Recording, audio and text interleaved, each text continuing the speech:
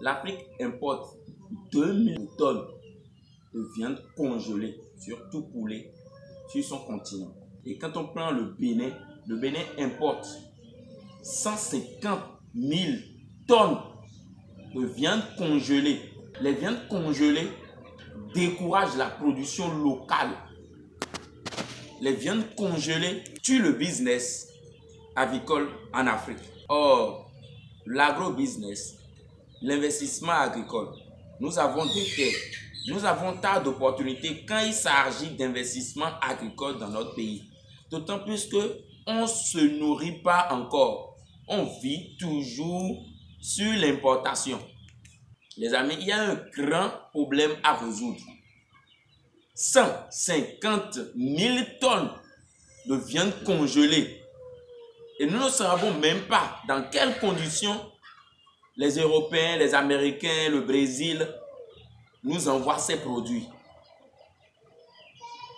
Écoutez les amis, un pays qui ne produit pas son alimentation, si ce pays dit qu'il est indépendant, et si ce pays n'arrive même pas à produire l'aliment qu'il consomme, là je parle d'autosuffisance alimentaire quand même, alors nous ne sommes pas encore indépendants. Vous n'êtes pas sans savoir que nous avons organisé une grande formation à l'UNAP Bénin, Union nationale des agriculteurs professionnels du Bénin.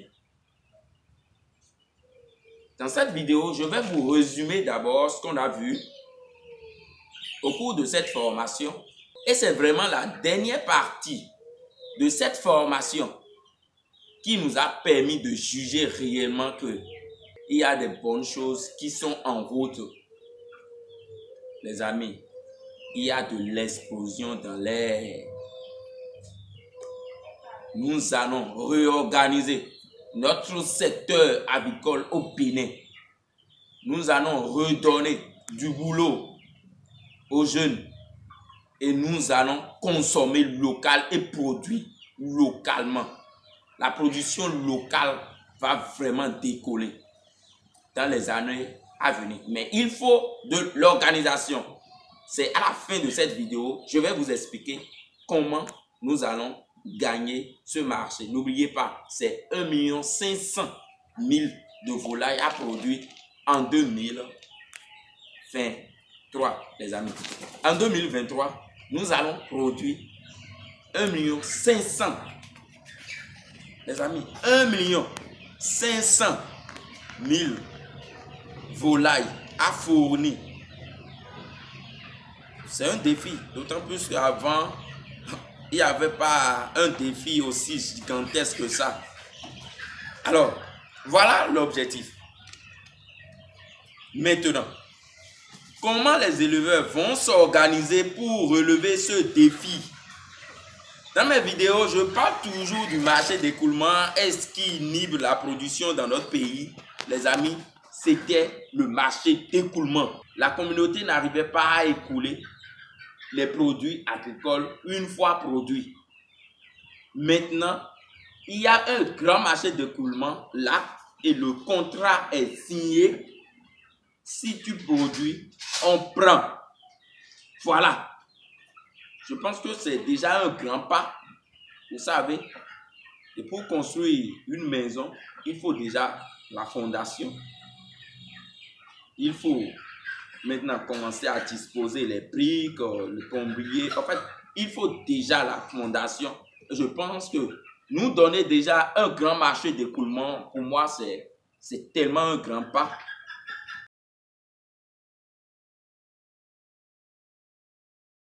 Au cours de cette formation, nous avons parlé du choix du site, du bâtiment et des équipements. Quand nous prenons le choix du site, nous avons parlé de quoi? Votre ferme doit être accessible en toute saison de l'année. Évitez de rester à côté des maraîchers, des sites maraîchers, parce que eux ils transportent des fientes sur leur ferme. N'oubliez pas, dans les fientes, il y a tellement de maladies que les poulets rejettent. Donc, si votre ferme est à côté des sites maraîchers, carrément, il faut revoir votre mesure de sécurité Et quand il s'agit des bâtiments, nous avons 2 bâtiments. Il y a des bâtiments fermés, il y a des bâtiments ouverts. Et quand nous prenons par exemple les équipements, nous avons des abreuvoirs automatiques, nous avons des abreuvoirs manuels, il y a tellement de choses. Vous savez ça, tout ce qu'il faut avoir avant d'avoir une ferme. Ok? Alors, nous avons vu, après quoi déjà, nous avons vu les types pratiques d'élevage. Surtout ici en Afrique, souvent nous avons l'élevage sur litière. On met les copeaux à l'intérieur, les poulets restent sur ça et paf. Et après, nous avons l'élevage sur caillebotis. Ce qui est pratiqué, c'est notre élevage sur copeaux. Après, nous avons vu quoi? Conduite des poussins. Et quand on parle de conduite des poussins, les amis, c'est quels sont les comportements, quelles sont les actions que vous allez mener avant la réception des poussins, après la réception des poussins et dans la conduite en général de vos poussins. Quand on va parler d'avant, avant la réception des poussins, vous allez faire votre vide sanitaire 2 semaines avant la réception des poussins. Et après, il faut apprêter tout. Le premier jour, ce que le poussin va consommer, c'est pas quand le poussin est déjà dans votre poulailler, vous allez commencer à courir, à aller acheter aliments, à aller acheter abreuvoir. Non. Plus les sujets vont durer dans le carton, plus les sujets seront stressés. N'oubliez pas, les sujets ont fait du trajet avant de venir dans votre ferme. Il faut vite les libérer des cartons pour permettre à ces poussins de vite redémarrer leur vie et d'éviter le stress. Alors, une fois les poussins dans votre ferme, évitez d'envoyer les poussins avec des cartons sans désinfecter dans votre poussinière. Ça veut dire désinfecter les cartons comme ça ou désinfecter les cartons avec... passe-moi notre pulvérisateur manuel là. Je vais montrer ici. C'est des trucs simples aujourd'hui. Nous sommes à l'ère de la modernisation. Il y a tellement de choses. Si vous avez l'information, vous allez faire. Dieu merci, vous êtes dans la communauté des entrepreneurs.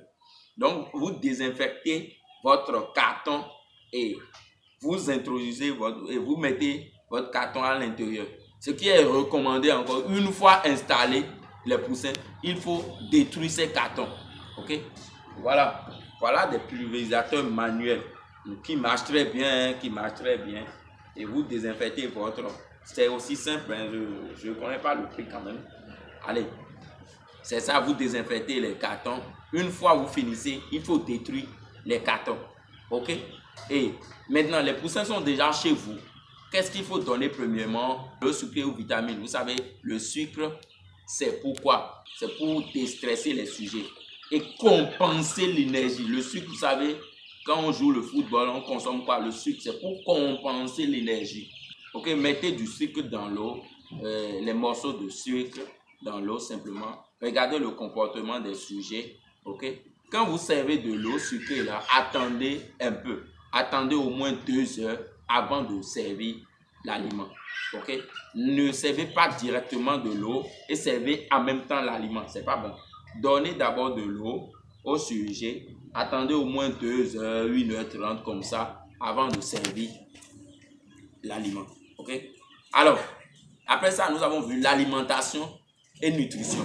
Quand on parle d'alimentation des poulets de chair, nous avons généralement 3 phases. La phase de démarrage, la phase de croissance et la phase de finition. Ok? Donc, quand les sujets sont là, vous donnez les aliments de démarrage. Pour les poulets gaulois, c'est chaque mois. Un mois. Pour les poulets de chair de 45 jours, c'est 15 jours. Ok? Voilà les phases. Et il faut veiller à la préparation de votre provende. Les résultats que vous aurez sur votre ferme dépendent de 3 choses. Votre technicité à garder les sujets, l'origine, la qualité des poussins, ok, et la qualité des aliments que vous allez donner. C'est vrai, vous pouvez donner des aliments en quantité. Mais si l'aliment n'est pas en qualité, est-ce que vous aurez des résultats? Non. Et pour finir, veillez sur l'eau. L'eau doit être dans votre ferme. L'eau doit être dans votre poussinière. Régulièrement de l'eau. Mettez de l'eau dedans suffisamment. Ok? Quand les animaux mangent et boivent également, nous remarquons un développement vraiment remarquable. Donc, évitez de priver les animaux de l'eau. Nous avons vu les maladies et la biosécurité. Quand nous avons pris les maladies, nous savons tous les maladies, nous, cassole, bronchite infectieuse, variole, coryza, quoi encore, marette, il y a tellement de maladies. Vous êtes des professionnels. Si vous n'êtes pas encore des professionnels ici, vous n'avez pas de connaissances dans ce domaine, les amis, allez suivre une formation simplement pour accumuler la connaissance avant d'aller à la production. L'élevage, c'est une science. Ce n'est pas du tâtonnement où on entre dedans, on fait pata pata pata pata. Attention, l'élevage, c'est une science. Ok? Donc, allez vous former. N'oubliez pas, allez vous former. C'est mieux pour vous. Ok? Alors, quand on prend maintenant les mesures de biosécurité, c'est avant que quelqu'un entre même dans votre poulailler, des démarches à prendre, des ouvriers, vous-même, votre comportement, si vous avez des sujets, vous allez plus aller partout, vous sortez, vous visitez des fermes à côté, vous visitez l'autre ferme à côté. C'est plus possible ici. Ok? C'est pas conseillé quand vous avez des sujets, surtout quand vous investissez des sommes astronomiques. Vous avez 10 000 sujets, 3 000 sujets, 1000 sujets, même 100 sujets, c'est en fonction de votre investissement. Quelqu'un qui débloque de l'argent, il n'a rien, mais qui achète 100 sujets pour l'élevage, mais pour lui, c'est son investissement massif. Donc, il ne va pas accepter perdre. Donc, surveillez vos déplacements, surveillez l'hygiène de vie dans votre poulailler, les mangeoires, l'aliment bien conservé. Voilà les règles de biosécurité. Donc, il y a tellement de choses, je ne vais pas tout dire. Tellement de choses. Mais la partie la plus intéressante de cette formation, c'est la contractualisation et la production en réseau. Pour ça, je vais aller vers le tableau. Je vais vous expliquer comment nous allons produire. Et si vous avez des remarques, mettez ça dans les commentaires. Les amis, là, je vais vous montrer comment faire une production en réseau. Et je vous ai toujours dit ici, pour qu'on puisse relever ce défi, on doit travailler ensemble. Je dis et je répète, si nous ne travaillons pas ensemble, nous n'allons jamais relever ce défi. On doit tout faire pour satisfaire le marché. Et c'est notre première expérience. C'est pour la première fois qu'on gagne ce marché. On doit relever le défi. Alors pour relever le défi, on doit marcher ensemble. On doit avoir les mêmes objectifs. Sinon, je ne pense pas qu'on va relever ce défi. Et il ne faut pas ignorer les autres éleveurs. Il faut partager la connaissance également. Si vous privez la communauté de connaissances, les amis, nous n'allons pas réussir. C'est vrai, vous aurez des résultats. Moi, j'aurai des résultats. Et les autres qui sont dans la communauté. On dit seul, on va vite. Mais ensemble, on va plus loin. Cette opportunité, pour moi, c'est une occasion pour montrer au gouvernement, montrer à la communauté africaine que nous sommes capables de produire nos poulets. Ça, on est capable. Il faut juste de l'organisation dans le thème. Il faut une organisation réelle. Et là, je vais commencer.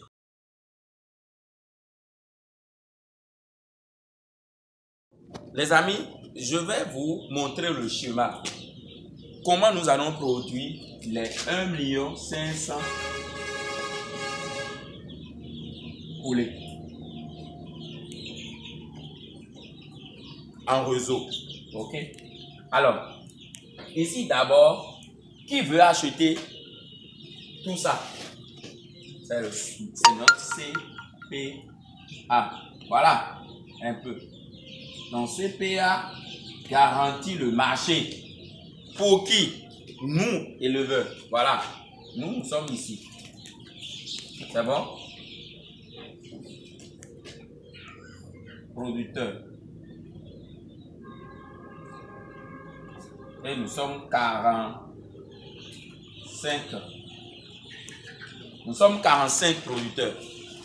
A fourni à CPA. Nous allons fournir les 1 500 000 ici. Ce qui veut dire, entre nous là, il y a déjà un contrat. Ok? Il garantit de prendre tout ce que nous allons produire et nous allons garantir de faire la production. C'est un contrat gagnant-gagnant. Ok?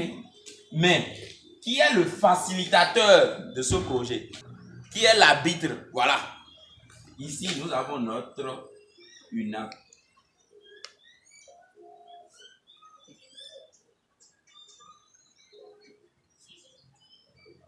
UNAP Bénin.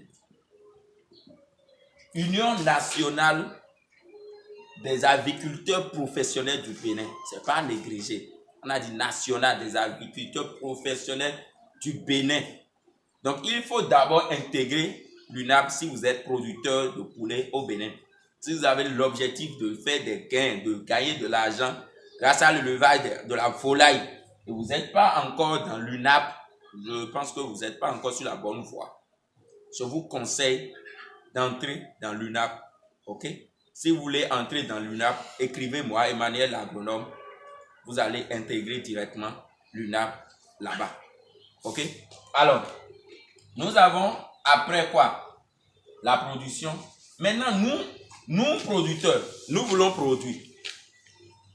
Il faut que nous on s'organise pour envoyer les 1 500 000 poulets. Et oui. Si nous on ne s'organise pas, je ne pense pas qu'on va financer ou bien on va livrer les 1 500 000 poulets. Je ne pense pas. Mais dans notre organisation, nous avons besoin de quoi pour faire la production de ces poulets? Nous avons besoin de 3 choses. Premièrement, nous avons besoin de poussins de bonne qualité. Voilà. Nous avons besoin de poussins de bonne qualité. Ok? Nous avons besoin d'aliments. N'oubliez pas les amis, l'alimentation. Nous avons besoin d'aliments. Et après, nous avons besoin des médicaments, tout ça comme accessoires, matériel. Ok? Les médicaments, matériel, les trucs de soins, tout. Nous avons besoin de ces 3 choses. Poussins, aliments, matériel, médicaments. C'est bon, vous comprenez un peu?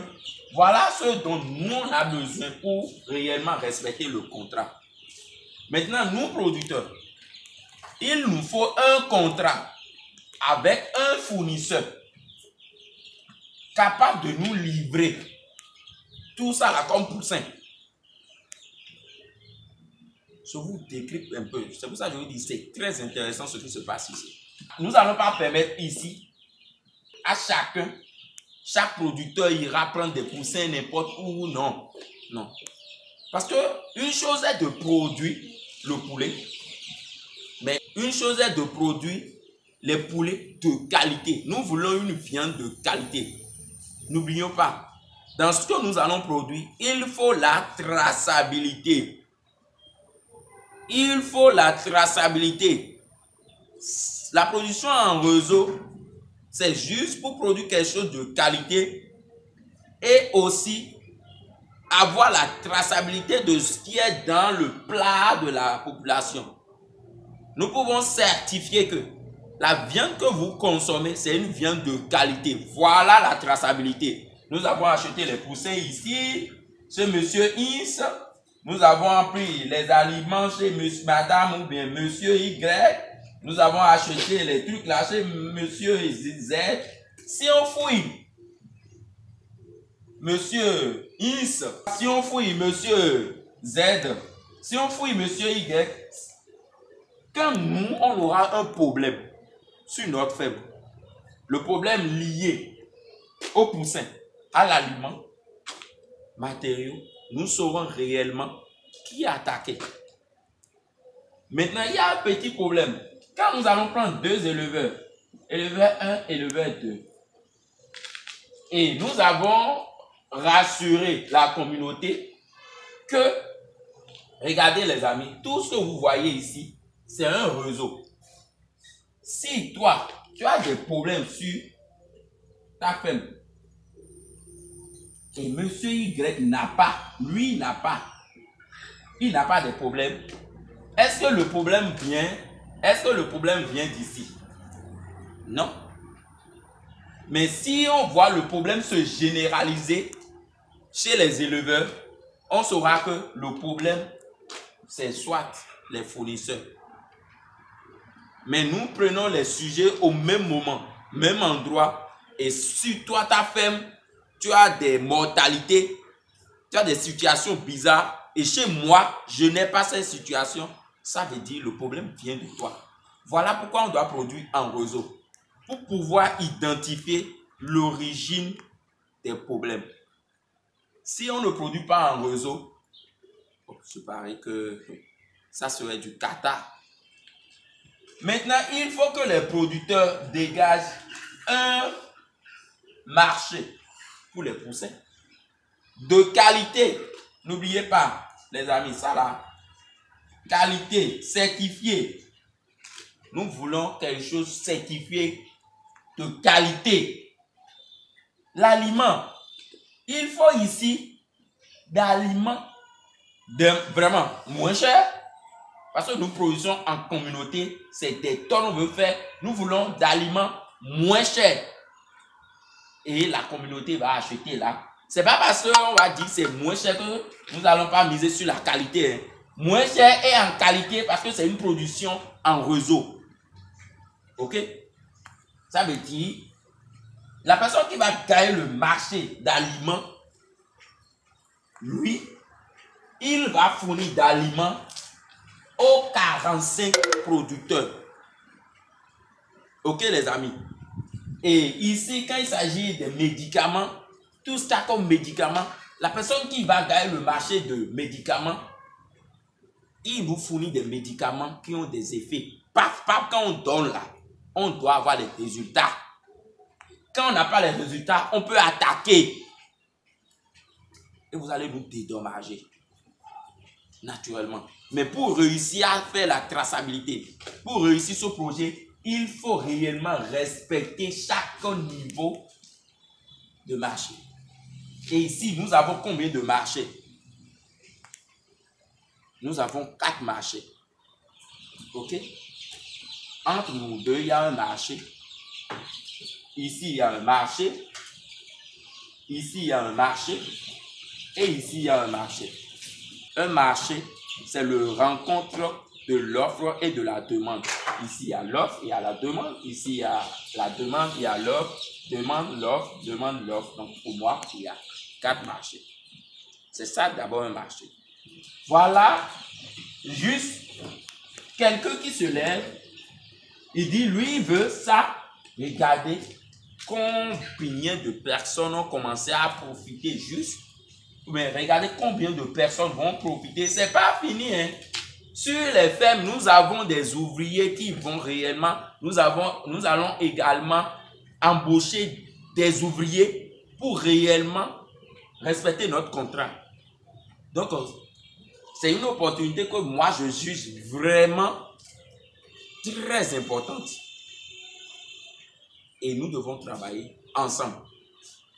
Chers amis de la communauté des entrepreneurs, voilà comment nous voulons, oui, voilà comment nous allons produire les poulets. Alors, nous, les producteurs ici, nous allons faire des commandes groupées. Moi, je veux vous donner la date, commande et date. Et que ça soit groupé, commande 2 et date.